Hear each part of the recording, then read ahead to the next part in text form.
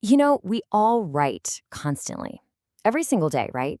Emails, to-do lists, little notes here and there. But what if I told you we're missing the entire point of writing? What if our keyboards and notebooks had become nothing more than fancy filing cabinets, places where we just store thoughts we've already had, instead of being the powerful tools they're meant to be for creating brand new ones? This really gets to the heart of it. On the one hand, you've got writing to store. This is what most of us do. It's a log, right? A record of facts and things we've already figured out. But on the other side, you have writing to think. And this is a whole different ballgame. This is about using the actual process of writing as a kind of workshop for your mind, a place to hammer out new ideas and make sense of the confusing stuff. So where did we even get this idea? Well, to understand it, we're going to look at one of the greatest minds in history. Not for his incredible art, but for the messy, totally brilliant way he used his notebooks. We're talking about Leonardo da Vinci's secret blueprint. This quote just flips everything we think we know about notebooks on its head. See, we think of a journal as a place to put answers, but for Da Vinci, it was a playground for questions. He wasn't just writing down what he knew, he was actively, obsessively digging into the very things he didn't understand. And when you actually look inside his notebooks, you see it. They weren't neat. Not at all. They were these chaotic collections of ideas. You'd have a diagram of a bird's wing right next to a sketch about how water flows. He'd explore two completely contradictory ideas right next to each other on the same page. The whole thing was filled with these deep, probing questions he couldn't answer. And that's the key. His notebook wasn't a gallery to show off his genius. It was the messy workshop where he actually built it. Okay, so that's a cool story about a guy from 500 years ago, but does any of this hold up today? I mean, what does science have to say about it? Well, it turns out Da Vinci's hunch was spot on. Modern research actually confirms this ancient wisdom.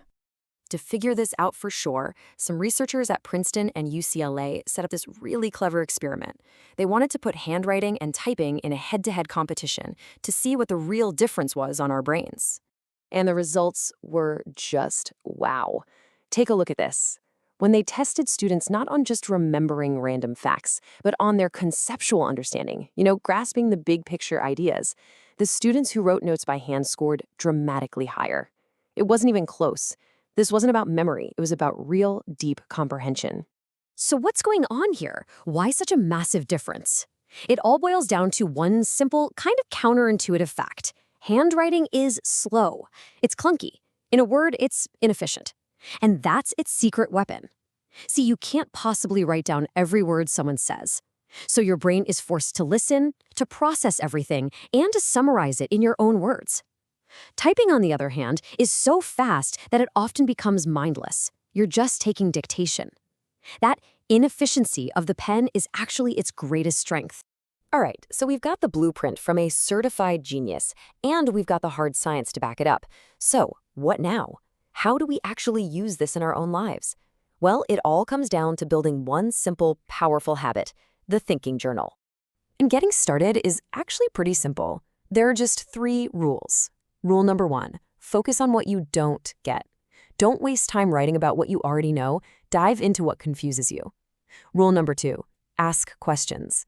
Don't just make a list of what you did today. Ask why something happened or how something works.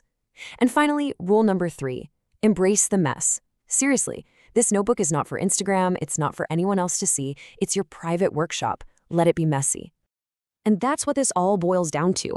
You have to let go of the idea of creating a perfect, neat record of your thoughts. That's not the goal here. The whole point of this practice is the process. You're writing not to have a beautiful journal to put on a shelf, but to have a clearer, sharper, and way more creative mind.